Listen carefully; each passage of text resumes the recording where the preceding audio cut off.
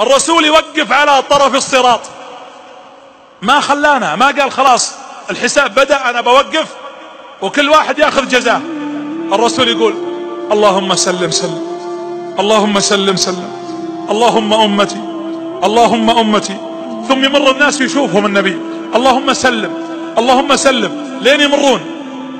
إذا طلعوا واطمأن أن الناس مشوا على الصراط، راح للطرف الثاني اللي هو الطرف اللي عند باب الجنة، فتفتح أبواب الجنة ويبدأ الرسول يدخلنا واحد واحد، ياخذك يا إبراهيم ويا محمد ويا فهد ويا خالد ويا منيرة، ويمسكك حتى يهديك ويدخلك إلى قصرك. اللهم لا تحرمنا من هذا الموقف يا رب العالمين. هذا مشهد عظيم. طيب خلاص، طيب دخلنا الجنة انتهينا؟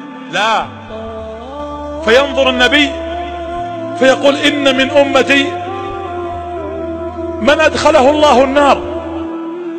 فينظر النبي فيقول إن من أمتي من أدخله الله النار. يا رسول الله حتى أهل النار، حتى الذين عصوا؟ إن من أمتي من أدخله الله النار وإني سأشفع عند ربي حتى يرحمهم.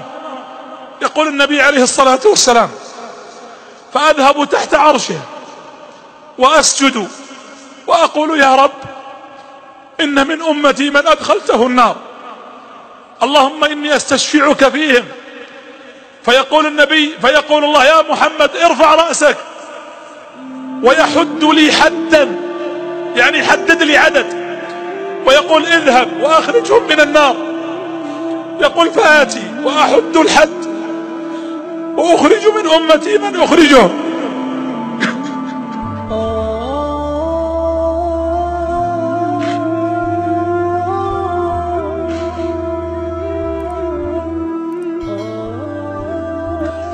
ثم يقول ادخلهم الجنة، ويبقى عدد، فأشفع مرة ثانية فيحد لي حد فأخرجهم وأدخلهم الجنة.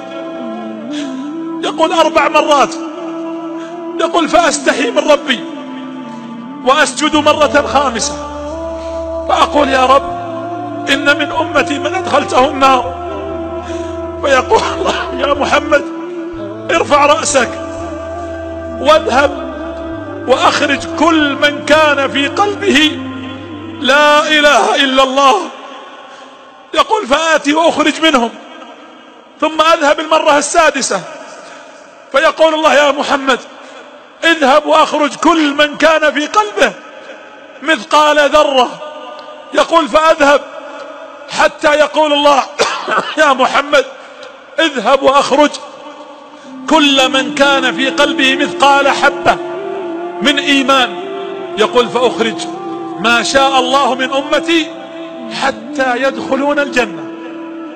ثم إذا أردت الدخول خلاص يا رب إنه من أمتي، فيقول الله له يا محمد إنك لا تدري ماذا أحدث بعدك.